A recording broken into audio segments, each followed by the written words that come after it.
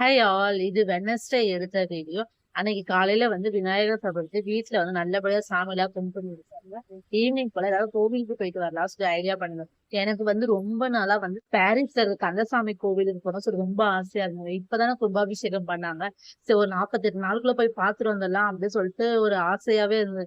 அதுக்கப்புறம் சரி கிளம்பலாம் அப்படின்னு சொல்லி எதர்ச்சியா கிளம்பிருந்தோம். கோவிலுக்கு போய் பார்த்தா அப்ப வந்து அபிஷேகம் டைம் போல சாமிக்கு வந்து அபிஷேகம் பண்ணிட்டு இருந்தாங்க. ஆனா கூட்டம் வந்து இருந்து லைன் வந்து நகர்ந்துகிட்டே இருந்தது. நான் உள்ள போய் சாமிலாம் பார்த்துட்டு வெளிய வந்து பார்த்தா, லைன் வந்து வெளிய வரைக்கும் நிக்குதுங்க.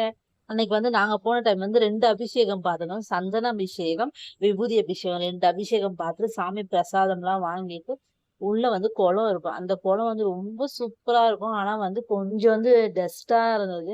கொஞ்சம் கிளீனா வச்சிருந்தா நல்லாருக்கும். அந்த குளம் வந்து கிளீனா இருக்கிறதுக்கு வந்து மெயின் காரணம் வந்து நம்ப தான். நம்ப வந்து குளத்துல இருக்க மீனுக்கு வந்து ஃபுட்டு போடுறோம் அப்படின்னு சொல்லிட்டு, சில பேர்லாம் வந்து சாப்பாடு எடுத்து போடுவாங்க, பிஸ்கட் எடுத்து போடுவாங்க. அத போட்டு கவர் எடுத்து வெளியவும் போட மாட்டாங்க. அந்த குளத்துக்குள்ளேயே அப்படியே விசில் அடிச்சுருவாங்க. அதனாலேயே வந்து ரொம்ப டஸ்ட்டா இருக்கு.